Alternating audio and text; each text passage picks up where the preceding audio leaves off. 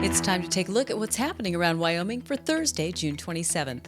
I'm Wendy Corr, bringing you headlines from the Cowboy State Daily newsroom, presented by Cheyenne Frontier Days. Starting July 19th from sunup to sundown, there's something for everyone. Check it out at cfdrodeo.com.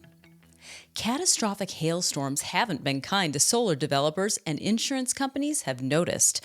Premiums to insure the large solar projects planned for Wyoming's Hale Alley, the region primarily in the southeast and east central part of the state, continue to rise, according to energy reporter Pat Mayo. What I found interesting was a conversation I had with a London-based insurance company that says nobody has gotten to the point yet where they can predict the financial impact that a hailstone greater than 2 inches can have on a solar panel. A lot of these developers are starting to talk up front about their insurance costs when they're looking for financing to build these farms. So if you don't have your insurance all lined up, early on, you're probably not going to get financing, is what he was saying. Today, most claims surpass $100 million, with that payout not near enough to cover the total cost of hail-damaged equipment.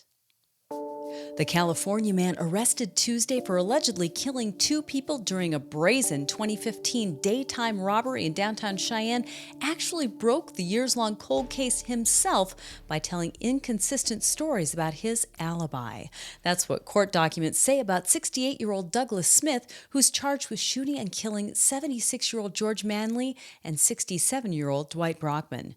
Cowboy State Daily's Leo Wolfson reports that the murders occurred while Smith was allegedly robbing the coin shop in downtown Cheyenne. There was many kind of inconsistencies in Smith's story from when he originally called in 911 on the murder that took place at the coin shop in downtown Cheyenne. There was lots of things that didn't quite add up with Smith's story, including the timing of the events and where he was in relation to the supposed suspect that he saw in the shop that also threatened him supposedly with a handgun. Smith is facing life in prison for his alleged role in the double homicide.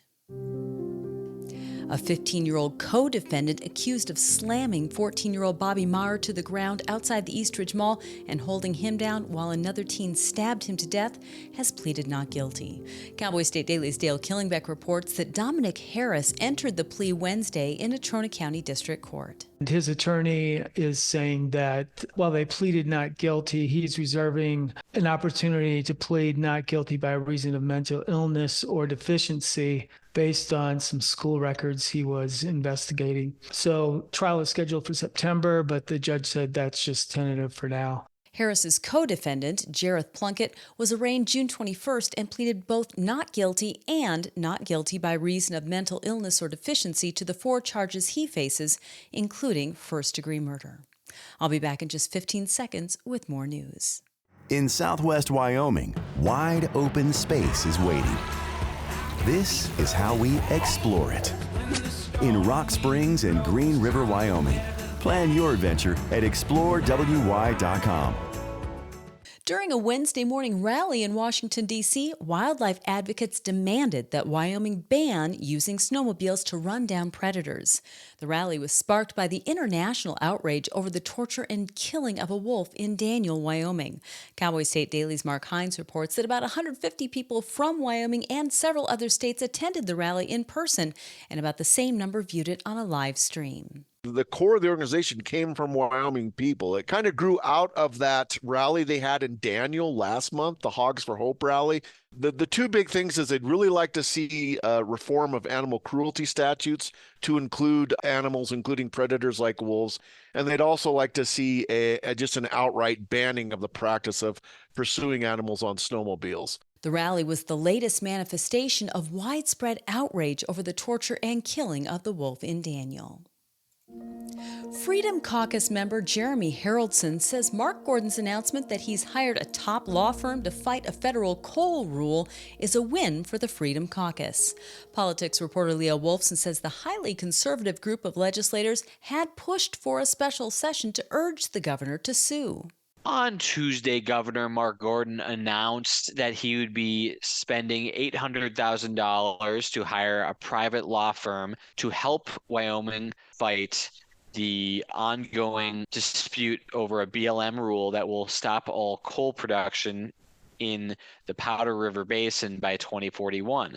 This was the exact request that had been made in a effort pushed by Representative Mark Jennings, a Republican from Sheridan, earlier this month to hold a special session so that lawmakers could grant Gordon this money.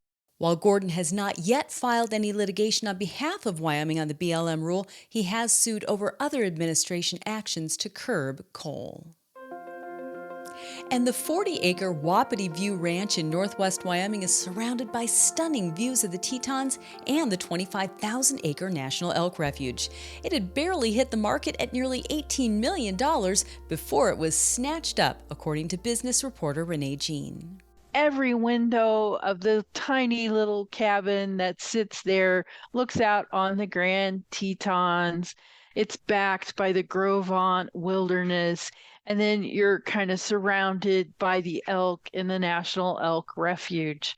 It's hard to put a value on that. The list price for that was $17.95 million. Maybe that was a little low because it's already been snapped up. Someone has already put in an offer that's pending on this property. The buyers, whose identity wasn't disclosed, are already talking about ways to preserve the 1980s cabin that was built on the property. And that's today's news. Get your free digital subscription to Wyoming's only statewide newspaper by hitting the daily newsletter button on cowboystatedaily.com. And you can watch this newscast every day by clicking subscribe on our YouTube channel. I'm Wendy Corr for Cowboy State Daily.